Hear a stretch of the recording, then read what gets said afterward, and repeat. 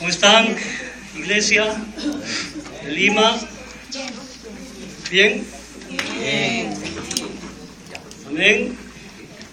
Es un día especial, sin duda, siempre, cada domingo que nos juntamos, ¿no? Poder compartir la palabra de Dios y poder compartir nuestras vidas también. Hoy mi barra personal no está presente, ¿no? Y quiero contarles por qué. Esta semana que está terminando, operaron a mi papá después de un periodo de 4 meses más o menos que él tuvo una operación de emergencia en el mes de marzo. Al poco tiempo de nosotros haber llegado de Chile, y todos estos 4 meses él tuvo que estar en una situación de stand-by, ¿no? de esperar. Y bueno, ya fue intervenido y afortunadamente salió bien de la operación. Y eso es sin duda milagroso porque él tiene ya 84 años. Entonces, quizá mi mamá les ha contado a las Noemíes, algunas de ustedes, ¿no? de la vitalidad que tiene mi papá. Es impresionante para la edad que tiene. Entonces, mi mamá obviamente está pendiente de esta situación. Y mi esposa se está encargando de la mudanza que tenemos que hacer el día de hoy mismo. Es una cuestión también impredecible lo que estamos viviendo en estos meses aquí en Lima. Entonces, ella básicamente está adelantando. Es algo que tuvimos que decidir entre viernes y sábado. Y bueno, afortunadamente salió todo bien. Y salió bien porque siempre ponemos las cosas en manos de Dios, ¿no? En manos de su poder. Confiamos en su sabiduría y en lo que Él hace por nosotros. Y esa es la razón por la que ahora estoy aquí solo, pero aprovecho de también agradecer todas las manifestaciones de cariño que he estado recibiendo de los hermanos.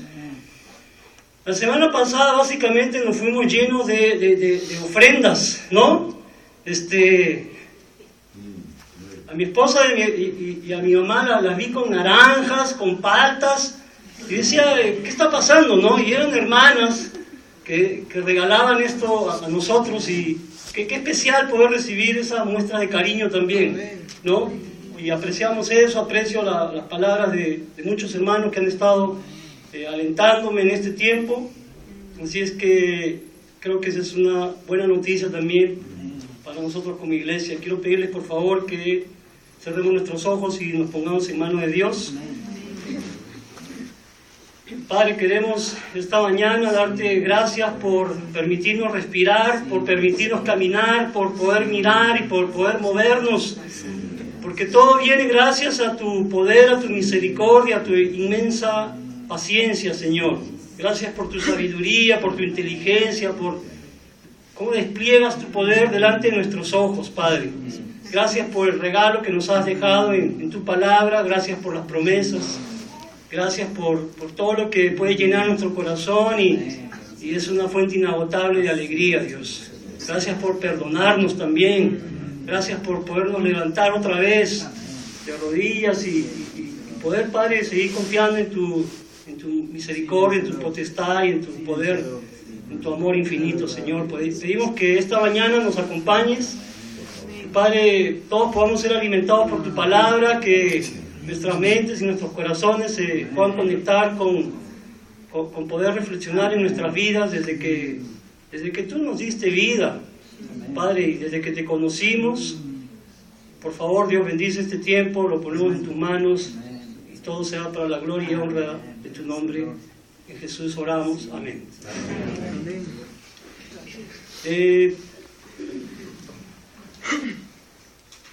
Esta semana íbamos a tratar el tema, ¿no? La vida de un discípulo en el siglo XXI, era el título. Y de pronto, hasta ponerle título a una clase es medio complejo, ¿no? Cuando tú quieres desarrollar un tema, de pronto el mismo hecho de ponerle título ya te somete a un problema. Porque a veces el título puede ser, ¿no? que esté ayudando a entender lo que vas a hablar, y quizás hay otros aspectos que vas a tratar y a lo mejor no estaban relacionados directamente con el título, no sé, pero porque decir la vida de un discípulo en el siglo XXI es algo súper enorme, ¿no? Decir, bueno, pero ¿a qué te refieres, no? Pensaba en muchas cosas, ¿no? ¿Se acuerdan que la semana pasada hablábamos básicamente que la Biblia nos ofrece principios y aplicaciones, ¿no? Y que lo que queda claro y lo que no se mueve a lo largo de los años son los principios. Lo que tenemos que revisar a la luz del contexto histórico, de las circunstancias, de las personas, etcétera, son las aplicaciones. Y es un poco la reflexión parte por ahí, ¿no? Porque, bueno, ¿qué tiene que haber cambiado con la vida de los primeros cristianos el día de hoy? ¿En qué sentido puede ser diferente nuestra vida?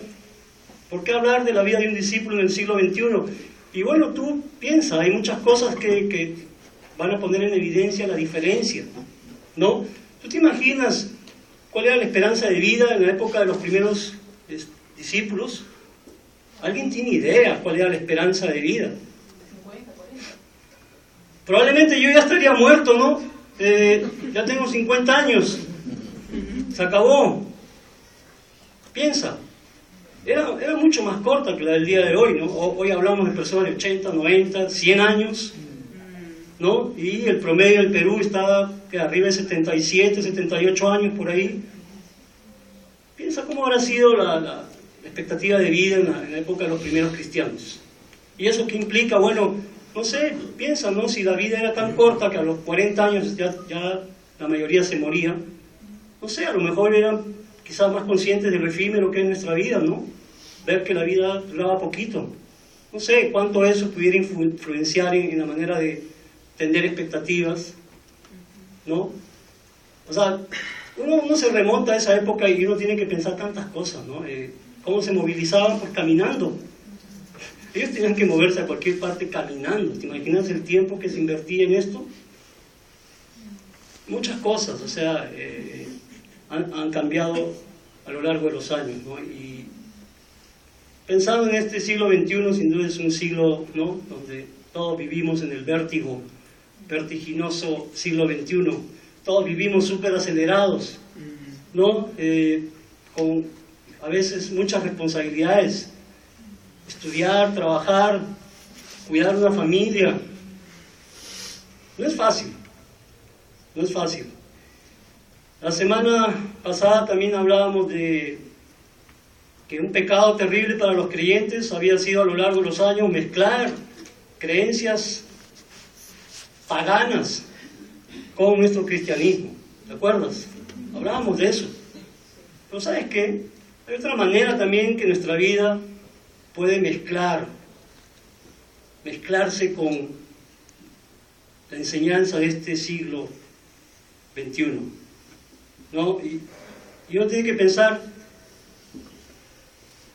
¿cómo es que en nuestra vida secular, lo que hacemos en la vida cotidiana, llámese estudiar, trabajar, llámese las relaciones que cultivamos a través de amigos, de la propia familia, cómo estas cosas pudieran ser estorbos para nuestra fe? ¿Cómo podría ser que esto se convierta también en un tropiezo? No, lo otro era un tropiezo a nivel de doctrina, que de pronto, por el origen, por nuestro trasfondo, empezaban a confundir las cosas y los discípulos terminaban fracasando en su fe, por básicamente regresar a un origen del cual Dios ya los había limpiado, ¿no? Y se mezclaban cosas que no debieran mezclarse jamás. Se mezclaban prácticas que Dios ya les había dicho que no vuelvan a esas prácticas, ¿no? Pero también nuestras relaciones, también la vida secular cotidiana también se puede volver una trampa de pronto en la vida de un cristiano en el siglo XXI también. ¿Por qué? O sea, ¿por qué piensa? ¿Por qué estudiar? ¿O por qué trabajar? ¿O por qué la familia o los amigos?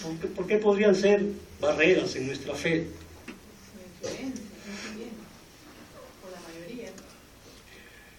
¿Qué estará en el fondo de la mente y el corazón de la mayoría de estas personas? Bueno, en el fondo de la mente y el corazón de la mayoría de estas personas van a estar siendo alimentadas por propósitos, por afanes, por expectativas que están ligadas básicamente a la creación de riqueza, a ser próspero. Y a veces quizás tú digas, oye, no necesariamente, no siempre eso. Bueno, pero también hay otras manifestaciones del pecado, ¿no? Que pueden ser desde las manifestaciones flagrantes, estas que se notan a distancia, hasta las manifestaciones que son más sutiles. Pero en realidad a estas personas que nos rodean, y nosotros mismos antes de conocer a Dios, estábamos sostenidos por egoísmo, soberbia, inmoralidad, una serie de situaciones, ¿sí o no? ¿No? Entonces, por eso es que este círculo que nos rodea en la vida cotidiana pudiera en algún momento ser un tropiezo en nuestro camino como cristianos. No digo que siempre, no digo que necesariamente, pero nosotros tenemos que estar alertas, con los ojos abiertos, y saber reconocer a tiempo situaciones peligrosas y agarrarnos de la mano de Dios y salir victoriosos. Esa es la idea, ¿amén? Amén. Vamos por favor a Lucas 16, en el versículo 13.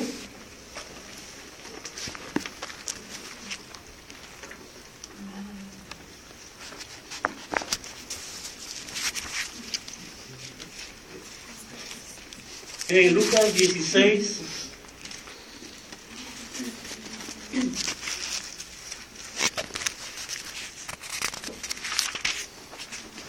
en el versículo 13,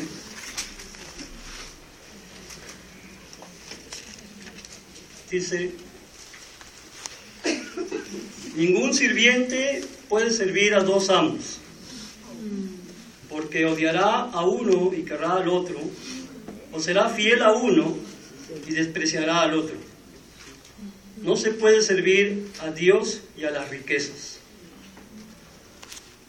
Y esta escritura la hemos estudiado N veces, muchas veces a lo largo de nuestra vida, como cristianos. Ningún siervo puede servir a dos señores, porque aborrecerá a uno y amará al otro. No se puede servir a Dios y a las riquezas. Bueno, ¿qué implica ser un siervo fiel? Implica, por principio de cuentas, ser leal, ¿no? Y tendríamos que pensar cuál es el fondo, el contenido principal de la lealtad, ¿no? Es ser incondicional. Entonces, ser leal implica que tú valoras la relación que guardas con la otra parte, con la otra persona, en este caso para los cristianos con Dios. Más allá de solo la lealtad, también implica gratitud y amor en esa relación, ¿no? Y entonces, aquí en el fondo el punto no es que a lo que Dios se opone es a que seamos prósperos y nos pueda ir bien en esta vida terrenal. No, la riqueza por sí misma no es, yo creo, a la luz de la Escritura, no es juzgada como mala. Pero en realidad lo que Dios nos está anticipando es que normalmente, si una persona se involucra en ese propósito de ser próspero, de generar riqueza, va a atrapar toda tu atención, va a atrapar tu corazón. Y entonces podemos caer en este escenario donde vamos a terminar por despreciar a uno de los amos. No necesariamente es el tema de la riqueza, de la prosperidad. Yo creo que Dios en su sabiduría nos deja esta enseñanza en la Biblia porque lo podemos entender mejor si habla de riqueza. Ese es un tema en que nadie de nosotros se podría hacer a un lado, como decir, Jorge, a mí eso no me toca. Yo nunca me he preocupado de ser más próspero, de mejorar mi vida. No creo en eso. Yo creo que básicamente todos tenemos la sana expectativa de mejorar nuestras vidas, o alguien de ustedes no. Alguien de ustedes está pensando, bueno, ojalá que me vaya igual, o no importa pues si empiezo a decaer, a tener más problemas. Tú no piensas así, ¿no? Uno piensa sanamente, bueno, sí me gustaría resolver mis necesidades con más holgura, quizás me gustaría ayudar a algunos familiares, ¿no? Me gustaría ayudar en la propia iglesia. He visto necesidades en la calle, en tu familia, sin llegar a la calle. Habrían ya necesidades que podrían ser parte también de tu solidaridad y de la mía. Ese no es el problema es cuando esas cosas seducen nuestros ojos, seducen nuestro corazón, seducen nuestra mente, en una palabra, se roban nuestra vida. Ese es el punto. Ese es el punto.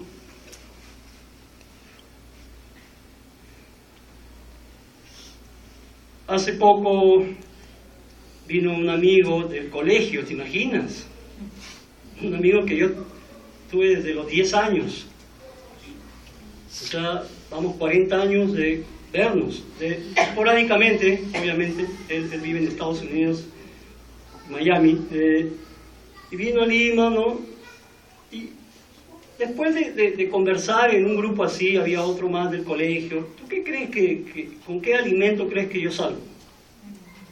¿A qué crees que me animan ellos?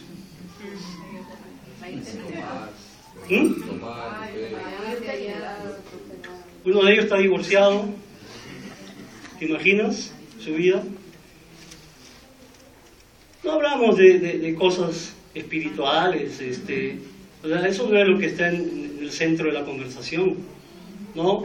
Están hablando de cómo hacer lo que sea para generar prosperidad, ¿no? Y hay muchas cosas que las pueden distorsionar porque, bueno, ya tenemos hijos grandes, ya nuestros hijos están yendo a la universidad y yo tengo que preocuparme de manera seria de esto, sí. Pero ¿hasta qué punto eso puede trastornar tu vida como cristiano y terminar llevándote a un callejón sin salida? Ese es el punto. Pero después de esta conversación y después de esta reunión, esto es lo que yo sentí en mi corazón. ¿Sabes qué? Yo no puedo tener dos amos. En mi mente estaba como, acabo de estar en una conversación donde se habla de un amo y yo tengo otro.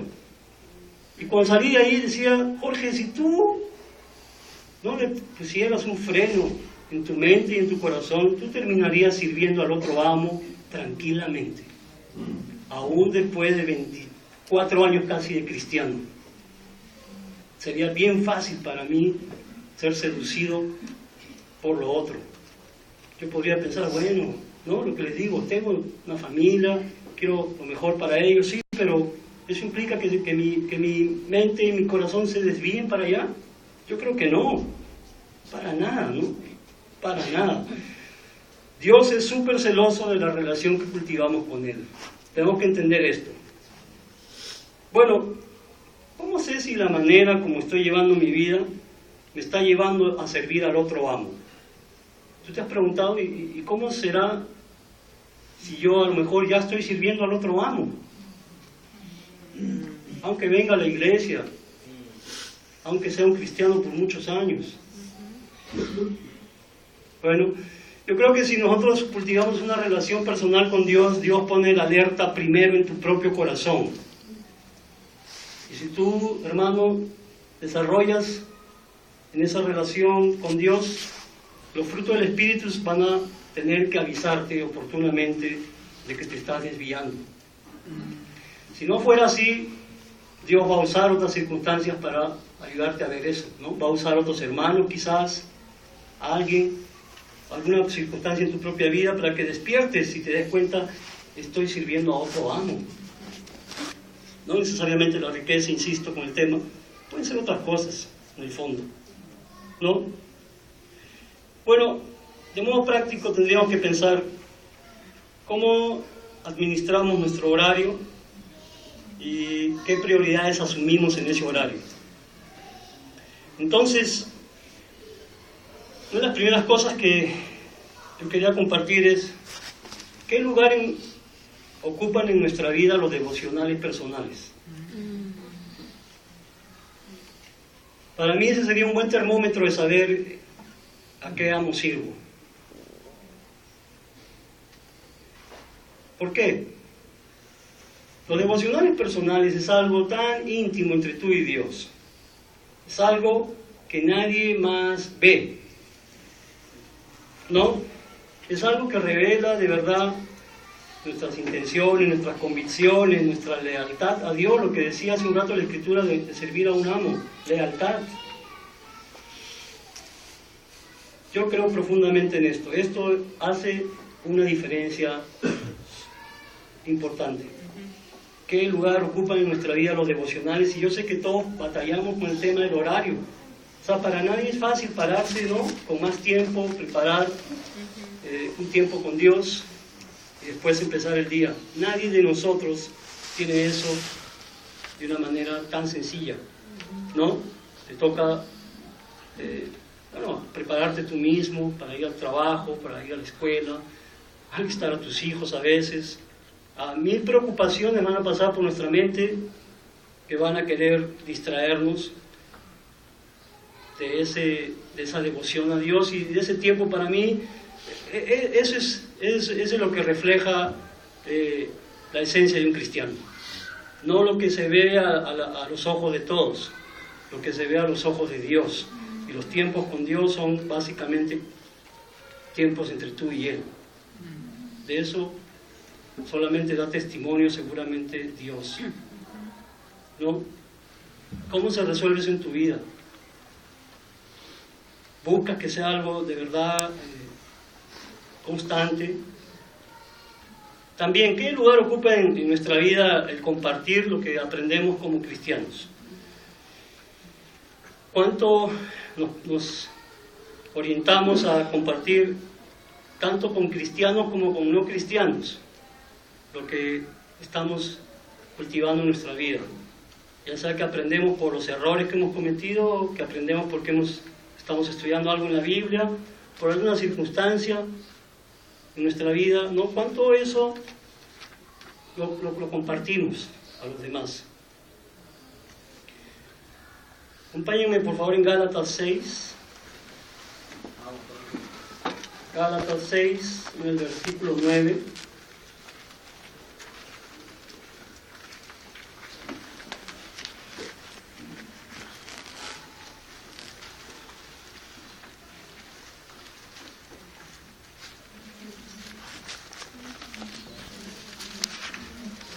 Gálatas 6, en el versículo 9, leemos. Dice, Gálatas 6, 9. Así que no debemos cansarnos de hacer el bien, porque si no nos desanimamos, a su debido tiempo cosecharemos. Por eso, siempre que podamos, hagamos bien a todos, especialmente a nuestros hermanos en la fe. Otra versión dice, no nos cansemos de hacer el bien, porque a su debido tiempo cosecharemos, si no nos damos por vencidos. Por lo tanto, siempre que tengamos la oportunidad, hagamos bien a todos, y en especial a los de la familia de la fe. Mi pregunta es, ¿tú puedes deducir, inferir de aquí, de esta escritura, cuál es el horario de un cristiano? ¿Será que podemos ser cristianos de medio tiempo? ¿Podemos ser cristianos por horarios? ¿No? ¿Cristianos de domingo? No, no se puede. Aquí dice, cada vez que tengamos oportunidad, ¿no? ¿Qué nos pide Dios hacer? Hagamos el bien a nuestro alrededor, ¿no? Demos testimonio de nuestra fe. Y pone en particular énfasis en que sea, sobre todo, entre nosotros mismos, entre los cristianos. Yo creo de corazón que es una bendición tener a un hermano a tu lado, ¿no? Es una bendición. Ya les hemos contado, nosotros vivimos 3 años y medio en medio de una iglesia de 10 discípulos, ¿te imaginas?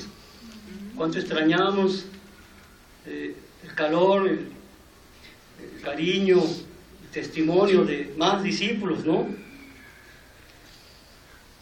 Yo creo, hermano, también que la iglesia organiza y facilita la manera como se suministra la ayuda entre nosotros.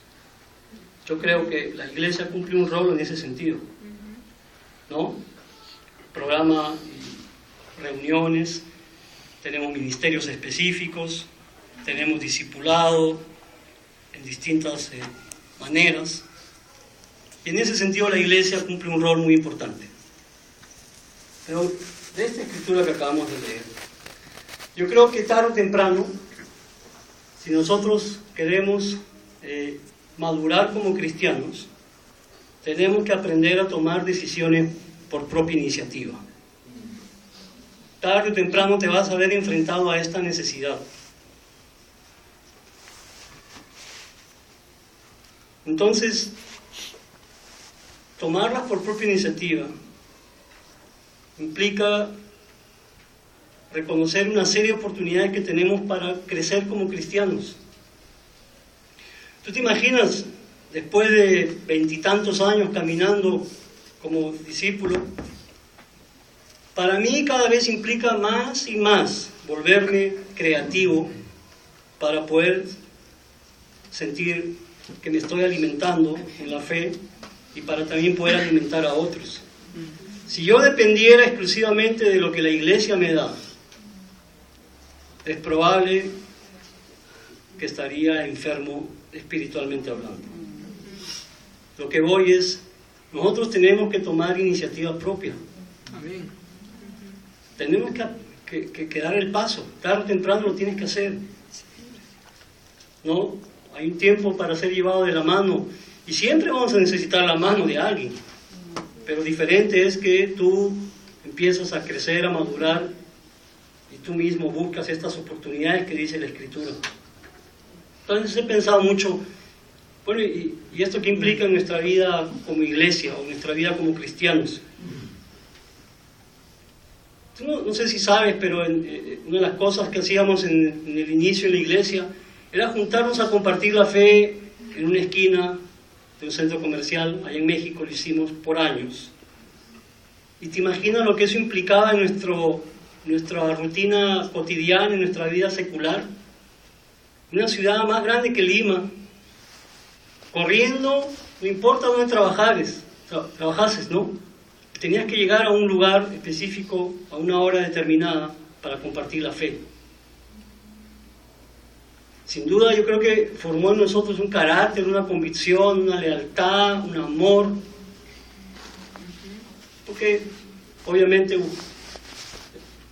queríamos hacerlo por gratitud a Dios también. Pero ponte a pensar de modo práctico también cuánto tiempo se podría sostener ese ritmo. ¿No sabes qué pasó? ¿Quién dio la señal de cambio?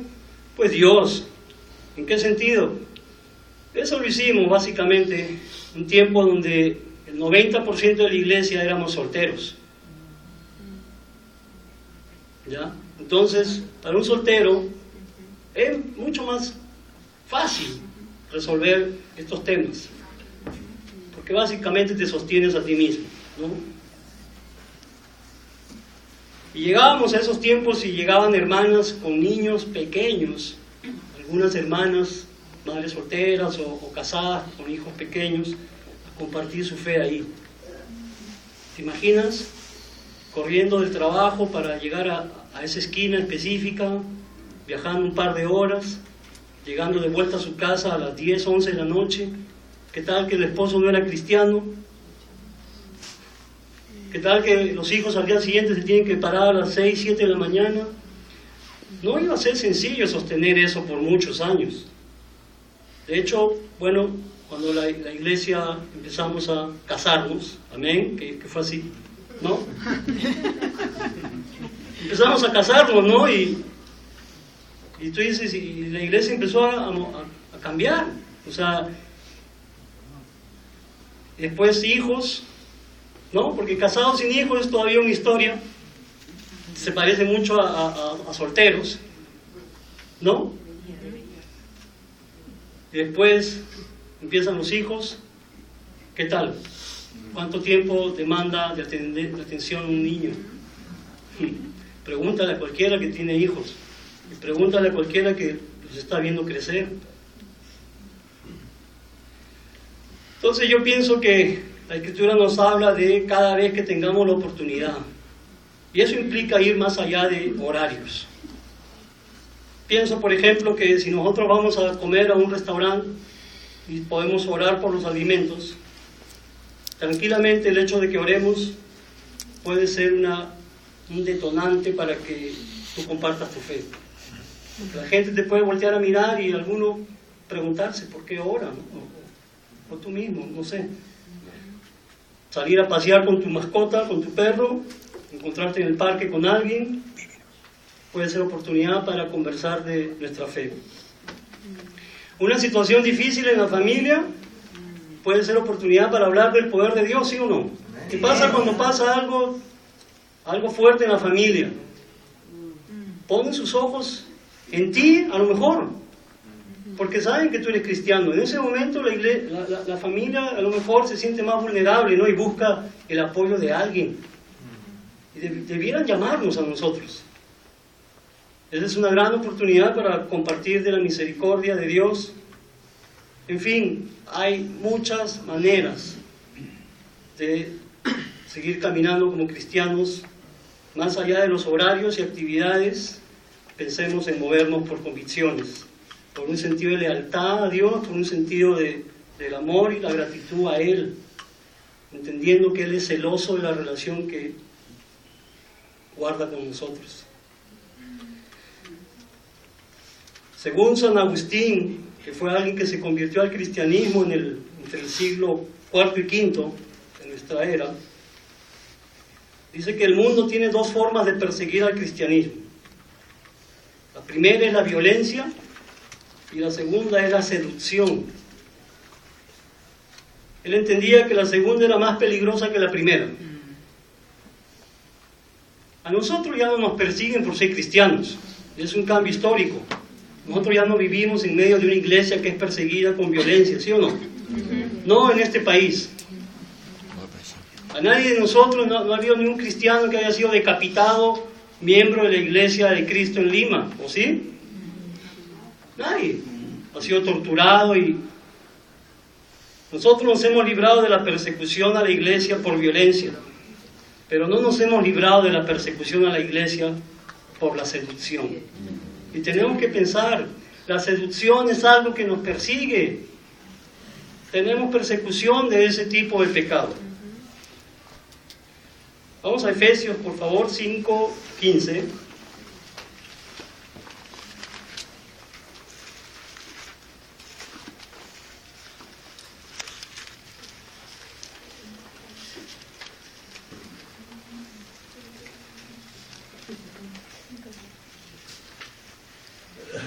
Efesios 5:15.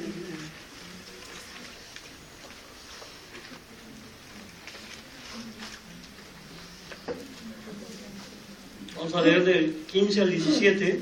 Dice: por lo tanto, cuiden mucho su comportamiento, no vivan neciamente, sino con sabiduría. Aprovechen bien este momento decisivo, porque los días son malos. No actúen tontamente, procuren entender cuál es la voluntad del Señor.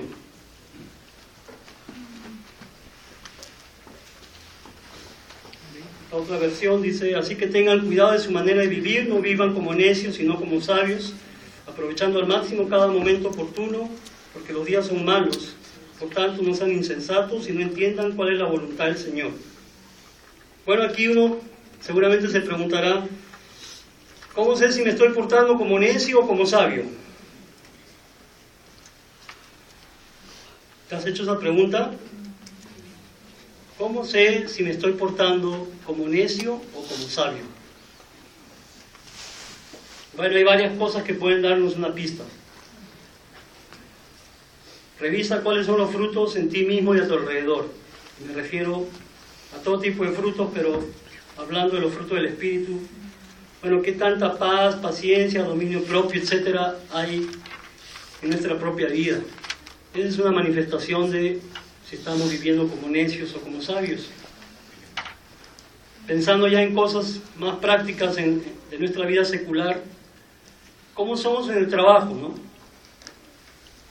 ¿Cómo eres en la escuela? Y hablo de cuestiones tan elementales como ¿eres puntual, por ejemplo? ¿Tienes un sentido de solidaridad con las necesidades de otros? ¿Eres compasivo? También en el propio rendimiento en el trabajo, ¿eres alguien flojo o eres alguien responsable? ¿Eres alguien diligente o eres alguien indiferente? ¿Qué opina tu esposa, tu esposo de ti? Tus hijos. ¿Cuál sería su opinión? Pregúntales. Ellos son un buen termómetro de si vivimos como necios o como sabios. ¿No?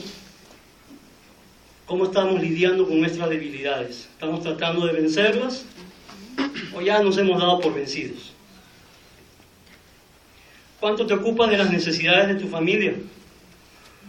¿Estás allí cuando te necesitan?